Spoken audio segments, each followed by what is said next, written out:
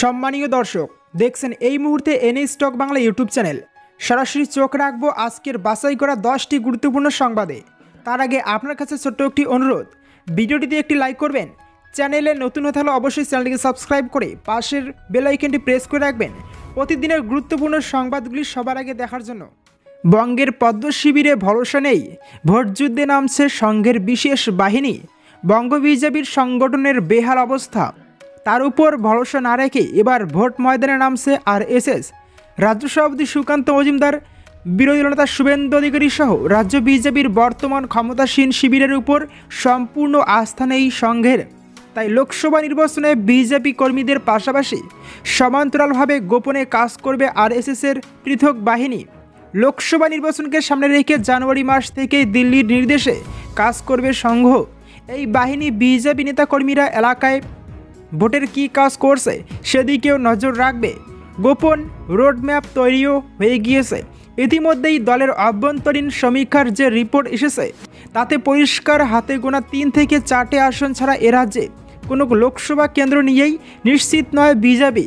আর এই সমীক্ষার রিপোর্ট পাওয়ার পরে আরএসএসকে মাঠে নামতে হচ্ছে। গোপন বৈঠকে আরএসএস এর যে রোডম্যাপ তৈরি হয়েছে, 1 বুথ ধরে জনমত যাচাই করা হবে, রিপোর্ট নেওয়া হবে কোন বুথে কী অবস্থা।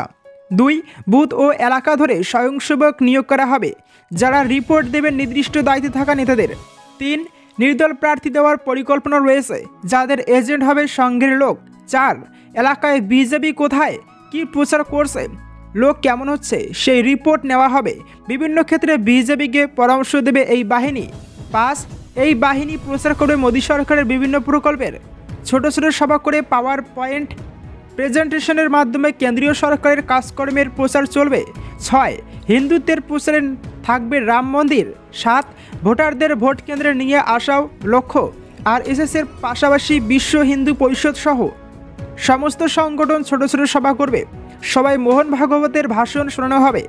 এছাড়া লোকসভা নির্বাচনের প্রচারে বাংলায় মোদী অমিত শাহদের জনসভায় গোটা সংঘ পরিবারের সব সংগঠন লোক জমায়েত করবে। সূত্রের খবর, বিজেপির সঙ্গে সমান্তরালভাবে নীরবে কাজ করবে আরএসএসের এই বাহিনী। রাজ্য বিজেপির এক শীর্ষ নেতার কথায় রাজস্থান, মধ্যপ্রদেশ ও ছত্তিশগড়েও এইভাবে কাজ করেছে আরএসএস। যদিও পশ্চিমবঙ্গের রাজনৈতিক পরিস্থিতি আলাদা, এখানে আরএসএসের এই নয়া কৌশল আদৌ কোনো কাজে দেবে কি না তা নিয়ে গেরুয়া শিবিরের অন্দরেই সংশয় ও প্রশ্ন রয়েছে। কারণ বঙ্গ বিজেপির সংগঠনের যা নড়বড়ে অবস্থা, গোষ্ঠী কোন্দল, তাতে আরএসএস যতই কৌশল প্রয়োগ করুন না কেন সফল হওয়া কঠিন। আদি বিজেপি নেতাদের মতে তৃণমূলের মজবুত সংগঠন আর মমতা বন্দ্যোপাধ্যায়ের জনপ্রিয়তার সঙ্গে লড়াইয়ে পারবেন না রাজ্য বিজেপির বর্তমান নেতারা। কারণ দলের সংগঠনই তো শক্তিশালী নয়, শুধু দিল্লি নির্ভরতায় কোনো কাজ হবে না।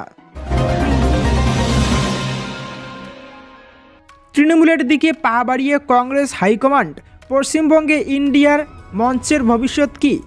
লক্ষ্য ছিল বিজেপি বিরোধী ভোট ভাগাভাগি আটকানো, সেই লক্ষ্যেই ইন্ডিয়া মঞ্চের জন্ম। যদিও পশ্চিমবঙ্গে ইন্ডিয়া মঞ্চের ভবিষ্যৎ কী তা নিয়েই এখন ঘোর সংশয়। সময়ের সঙ্গে সঙ্গে বিষয়টা যে বেশ জটিল আকার ধারণ করছে সন্দেহ নেই। লোকসভা নির্বাচনের প্রাক্কালে রাজ্যের রাজনৈতিক মহলে এখন সবচেয়ে গুরুত্বপূর্ণ প্রশ্ন এটাই, বিজেপি বিরোধী ভোট আটকাতে রাজ্যে যুযুধান তৃণমূল কংগ্রেস, সিপিআইএম তথা বামফ্রন্ট ও কংগ্রেস একই মঞ্চের তথাকথিত শরিক হলেও নির্বাচনী আসন সমঝোতার ক্ষেত্রে এই 3 দলের অবস্থানগত বিরোধ মেটানো সহজ কাজ নয়। মিটবে না কোনোভাবেই। এক্ষেত্রে বামেদের পক্ষে স্পষ্ট অবস্থান নেওয়া খুব একটা কঠিন না হলেও কংগ্রেস যে স্পষ্টতই দোটানায় তা গত কয়েকদিনের রাজনৈতিক ঘটনাবলিতে পরিষ্কার। আরও কয়েকটা দিন না গেলে যদিও এই ছবি স্পষ্ট হবে না। রাজ্য স্তরের এক কেন্দ্রীয় স্তরের বাম নেতৃত্ব মোহাম্মদ সেলিম থেকে সীতারাম ইয়েচুরি বারবারই জানিয়েছেন, ইন্ডিয়া মঞ্চে তৃণমূল থাকলেও রাজ্য নির্বাচনী আসন সমঝোতার ক্ষেত্রে কোনোভাবেই তৃণমূলের সঙ্গে কোনো সমঝোতা হবে না। কংগ্রেসের সঙ্গে সমঝোতা হতে পারে, যদিও তা না হয় সেক্ষেত্রে বামেরা একলাই লড়াই করবে অথবা আইএসএফকে সঙ্গে নেবে। বাম শরিক ফরওয়ার্ড ব্লক আগেভাগেই জানিয়ে দিয়েছে কংগ্রেসের সঙ্গে নির্বাচনী সমঝোতা তাদের আপত্তি আছে। বাম অথবা তৃণমূল দ্বিধাগ্রস্ত কংগ্রেস কোন দিকে যাবে। এক্ষেত্রে কংগ্রেসের রাজ্য নেতৃত্ব এবং কেন্দ্রীয় নেতৃত্বের মধ্যে প্রবল মতপার্থক্য আছে। রাজ্যের বাস্তব পরিস্থিতি এবং কংগ্রেস হাইকমান্ডের সিদ্ধান্ত দুইয়ের মাঝে আটকে কংগ্রেসের রাজ্য নেতৃত্ব সীতারাম ইয়েচুরিকে পাশে নিয়ে রাহুল গান্ধী ইন্ডিয়া মঞ্চের বৈঠকে বসলেও এখনও পর্যন্ত যতদূর জানা গেছে কংগ্রেস হাইকমান্ড আগামী নির্বাচনে সরল পাটিগণিতের অঙ্কে রাহুল গান্ধীর অন্য পাশে বসা মমতা বন্দ্যোপাধ্যায় তৃণমূলের সঙ্গে যেতেই আগ্রহী। তাছাড়া 5 রাজ্যের সদ্য সমাপ্ত নির্বাচনে 3 রাজ্যে পর্যদস্ত হয়ে দর কষাকষির ক্ষমতা অনেকটাই হারিয়েছে কংগ্রেস। তৃণমূলের সঙ্গে সমঝোতা হলে এই রাজ্য থেকে কংগ্রেসের কিছু আসন বাড়লেও বাড়তে পারে। কংগ্রেসের দাবি কমপক্ষে 7 আসন, মূলত মালদা ও মুর্শিদাবাদ এর কিছু আসন, দার্জিলিং এবং রায়গঞ্জ আসনেই সেই দাবি সীমাবদ্ধ। ইট মারলে পাটকেল খেতে হবে, মালদহের তৃণমূল জেলা সভাপতিকে হুঁশিয়ারি অগ্নিমিত্রার। লোকসভা নির্বাচনের উত্তাপ যত বাড়ছে ততই রাজনৈতিক নেতানেত্রীদের মুখে কটু কথা বেশি করে শোনা যাচ্ছে। সাম্প্রতিক সময়ে বিজেপিকে নানাভাবে হুঁশিয়ারি দিয়েছেন মালদহের তৃণমূল জেলা সভাপতি আব্দুর রহিম বক্সি। এমনকি শুভেন্দু অধিকারীকে জেলায় সভা করতে দেওয়া হবে না বলেও হুঁশিয়ারি দিয়েছিলেন তিনি। এ নিয়ে পাল্টা আব্দুর রহিম বক্সিকে হুঁশিয়ারি দিলেন বিজেপি বিধায়ক অগ্নিমিত্রা পাল। তার হুঁশিয়ারি, ইট মারলে পাটকেল খেতে হবে। বুধবার মালদহ জেলার রথবাড়িতে তৃণমূলের কার্যালয় থেকে মাত্র 50 মিটার দূরে একটি প্রতিবাদ সভা করে বিজেপি।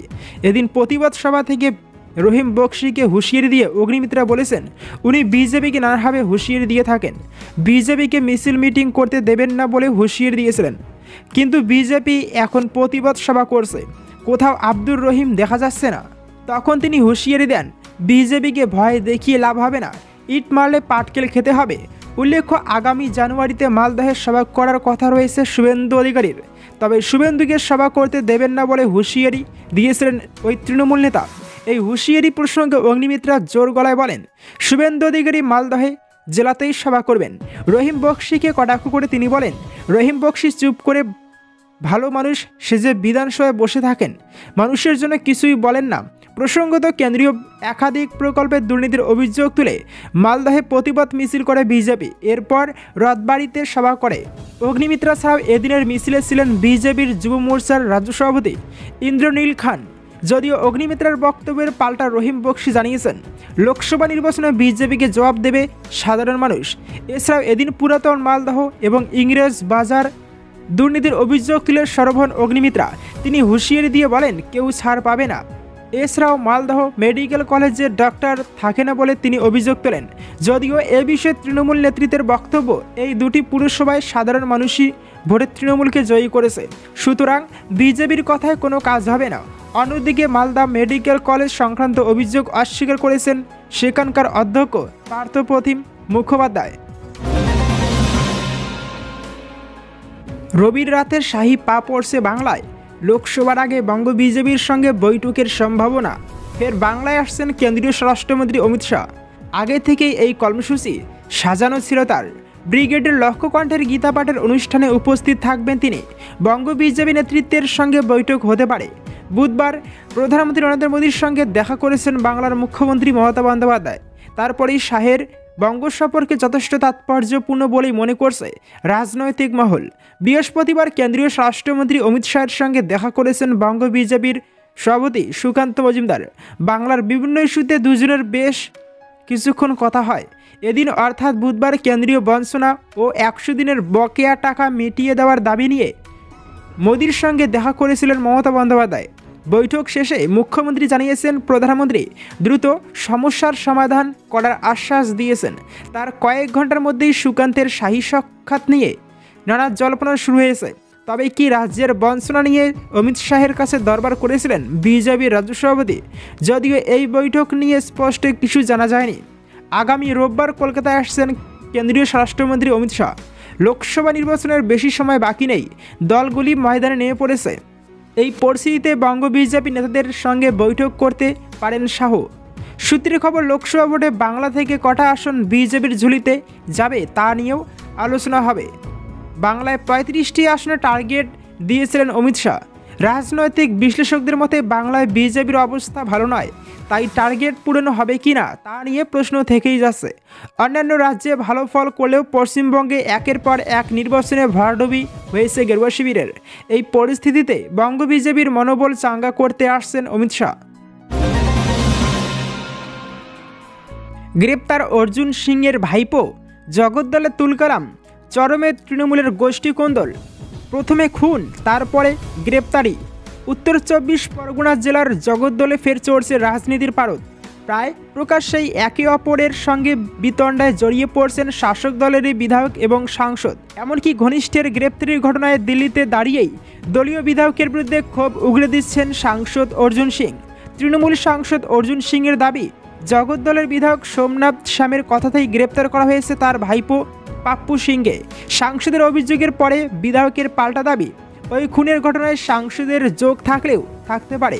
দলেরই দুই নেতার এরকম প্রকাশ্য বিবাদে রীতিমতো অস্বস্তিতে পড়েছেন তৃণমূলের স্থানীয় নেতৃত্ব। গত 21শে নভেম্বর পুরানি তালাও এলাকায় নিজের বাড়ির উঠোনেই গুলি করে খুন করা হয় ভিকি নামের এক যুবককে।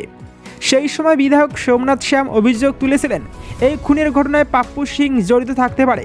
এদিন পাপ্পু সিং গ্রেপ্তার হওয়ার পরে ভাটপাড়ার সাংসদ অর্জুন সিংয়ের বাড়ির সামনে জমায়েত করেন তার অনুগামীরা। অভিযোগ করেন অন্যায়ভাবে গ্রেপ্তার করা হয়েছে পাপ্পু সিংকে। তারপর অর্জুন সিং এর ভাইপো পাপ্পু সিংয়ের গ্রেপ্তারের জন্য তৃণমূলের বিক্ষোভ ভাটপাড়ায়। ভিকি যাদব খুনের মূল অভিযুক্তে পঙ্কজ সিংয়ের সঙ্গে জগদ্দলের বিধায়কের ঘনিষ্ঠ নানা ছবি দেখিয়ে পাল্টা সোমনাথকে গ্রেপ্তারের দাবি করেন তিনি। ভোর হতেই তৃণমূলের অর্জুন গোষ্ঠীর জমায়েত মজদুর ভবনে প্রকাশ্যে স্লোগান, জগদ্দলের বিধায়ক সোমনাথ শ্যামের বিরুদ্ধে। পাপ্পু সিংকে গ্রেপ্তার করলে সোমনাথ শ্যামকেও গ্রেপ্তারের দাবি জানালো ভাটপাড়া তৃণমূল কংগ্রেসের নেতা মন্নু সাউ এবং মনোজ গুহরা।